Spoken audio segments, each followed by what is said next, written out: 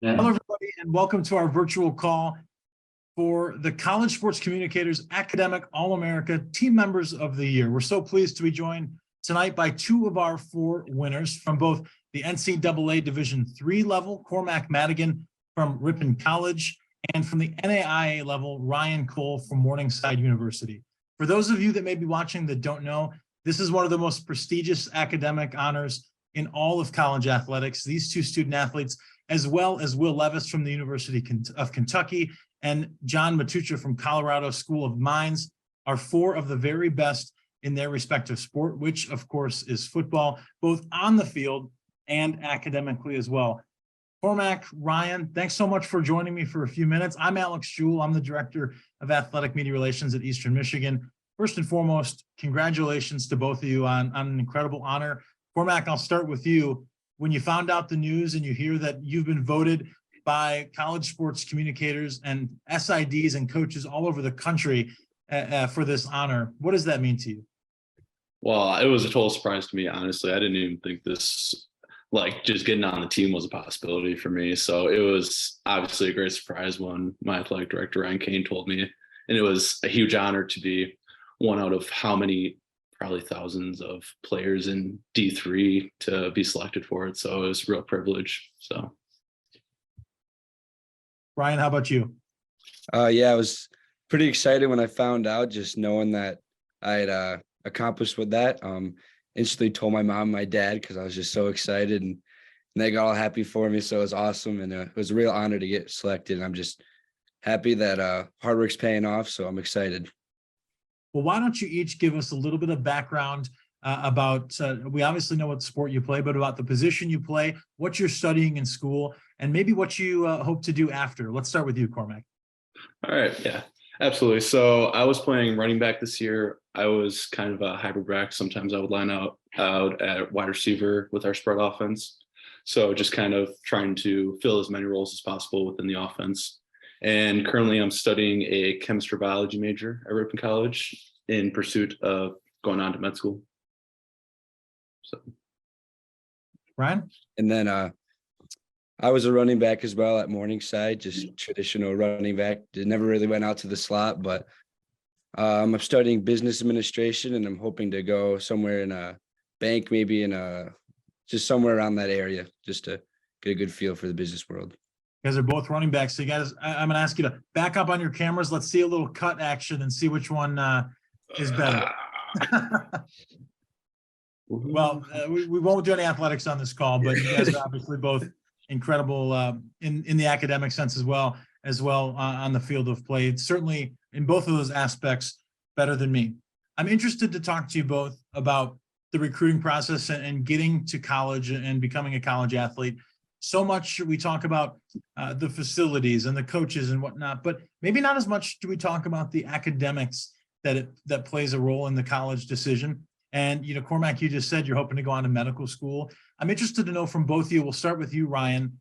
Did academics play a role in figuring out where you wanted to go to college? And it's okay if the answer is maybe not as much as it should have, but if it's not, is that something that you would advise maybe high school prospective student athletes to really pay attention to when they're making their college decision? Definitely, academics was a huge part in my process, just because at the NAIA level, not a lot of people, I guess, go to the NFL or go to play on unless you're really talented. So it's good to just get a good degree from a very good college, and the business program at Morningside is prestigious in our area. So that's why I picked it, knowing that a degree in that area from that college will get me in a really good position. And I think it is a big deal for everyone, every student athlete, just knowing that there's going to be life after football, after the game. So getting a good education will help you go even farther in life. So. Cormac? heck yeah. When I was getting recruited to play at Ripon, kind of the thing that caught my eye was obviously they had a really good track record as far as for trying to help kids into med school. And also it was close to home to me, which was a big deal. I wanted family to be able to attend games. It's only about 15 minutes from my house. So that was also a huge thing, which I know wouldn't be the best for some people, but yeah, it was kind of a good thing for me. And yeah, I think the biggest thing just as Ryan said, I mean, same thing at the D3 level. There's not a lot of guys that are going on to the NFL playing at the next level. So academics has always been a huge focus of mine, especially since I had to get the grades to get into med school and move on with my career. So, we talk a lot about the opportunities that student athletes get. How important has it been to balance being both a student athlete and really focusing on that word student? I know it's not easy for everybody, but how have you two found balance in doing that and being successful in both facets of your life? Let's start with you, Cormac. Yeah, so thankfully when I came to Ripon, that was a huge focus of the football program, making sure that academics came first. I mean, we had study hours and everything else to make sure everybody that came into the program was succeeding at the best level they could. And I mean, yeah, the football program at Ripon was very helpful. The professors are very understanding. We're a small school in D3 with about 50% of our students being athletes. So it's a great culture as far as athletes and as far as it goes to helping enable athletes to succeed. Ryan? I'd agree with that, because at Morningside we had study hours, which was really good. It was, I think, 3 hours you had to be in the library each week, which really helps you get everything lined up and together for assignments. And even afterwards, you could stay no matter how long in the library. I think a big thing for me was just setting time aside, like a designated time to do my homework, because with all the meetings and the practices and weights and everything such as that, it takes up a large quantity of your day or portion. So just setting aside designated time before the day starts was something that really helped me just to get that homework done and study for an upcoming test such as that. So that was a big thing for me. Well, I'll tell you what, we were talking a little bit before we hit the record button on this call. And so for those listening in, I was asking both Cormac and Ryan about the success on the field, because Ripon this year was 9-1, Morningside was 11-1. If you look at both of these players' stats, really successful on the field, both up and down the list, and of course in academics as well. In my experience, I've worked with a lot of student athletes, and it's not always the case, but it seems a lot of the times that some of the most successful student athletes on the field also have it figured out in the classroom. Is that kind of a connection that you guys have seen in your time in college athletics as well? How about you, Ryan? Yeah, especially at a smaller kind of college, it's really academically focused. So everyone's kind of helping each other out, making sure everyone's all good to play, such as that. So I think, yeah, I'd agree with that statement. Yeah, honestly, I mean, I've kind of developed at this point, just kind of approaching exams the same way as you approach games, just trying to prep yourself to perform the best you can. And I mean, same thing with trying to prepare for exams. It's the same way as you do during practice. You're trying to as much mirror the game-like conditions as you can and try and prepare yourself the best you can to try and succeed. Well, Ryan, you're only a sophomore, so I'm going to ask you this question, and then I'll ask Cormac as well, but I'm interested to see if there's maybe a little bit of a different answer, because you guys have different experience levels in the academic sense. So the question is, if you look back to a freshman, or if maybe there's a freshman coming onto the team, what's a piece of advice academically that you would give them coming in? Let's start with you, Cormac. I mean, I think the biggest thing is always just get a tutor, get people to study with. Academics should always be more of a cooperative thing as opposed to a competitive thing. That's always the biggest thing. I know it's always kind of preached in the pre-med world that you want to try and find a group that is always cooperative, just to help build each other up and try and help each other succeed and become the best you can, as opposed to being competitive. So that would be the biggest thing. Just try and find friends, find those with a like mind, and really get invested with your college community and try and just get invested with the academic program. And Ryan, since you're just a sophomore, is there anything that you wish maybe you would have known last year when you came in to start school that you figured out now? Yeah, I think it was definitely setting that time aside. And like he said, meeting a group of like-minded individuals. At first, it was doing it on your own. It was kind of tough at some points, cramming everything. But then once you find your group of people and sit down and you bounce ideas off of each other and help each other study, it becomes a lot easier to do better in school. So that's definitely a big part. So in my job, I read a lot of player bios. Maybe you guys don't read as much, but for those that listen into this call, they probably do the same. And one of the most common majors on student athlete bios is undecided major. And that's okay, right? A lot of us come into college not knowing exactly what we want to do. If you had a teammate that maybe was starting out as an undecided major and came to you for some advice on how do I figure out what I want to do in life? Maybe what's some advice that you'd give them being in the college setting to try to figure that out and to try to take those steps to really settle down what they want to do? How about you, Cormac?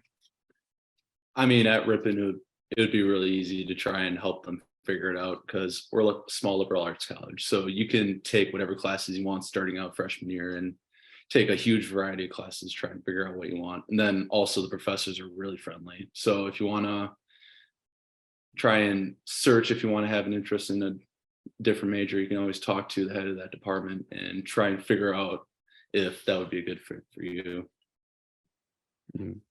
Ryan? And then at Morningside, yeah, it's a smaller campus, so just you could take as many classes as you really want from varying majors. There's a program we called the X Path that'll put you in for undecided. That'll put you in different classes that you might want to pursue, and just like he said, the professors here are really understanding. You could talk with them and meet with them at any time, and they're more than happy to meet with you and just help you figure out what you want to do in your life. So it's nice going to the smaller colleges where people know who you are and really care for you. So That's awesome. One question I want to close with here as we begin to finish up is kind of similar to a topic we talked about earlier, but it goes back to more of that 10,000-foot view and really looking at life as it is now and maybe life as it was before. For each of you, what's a piece of advice now that you're well into your collegiate careers or close to the end and are ready to get that degree and move on? What's one piece of advice you would have given maybe your high school self from the academic standpoint?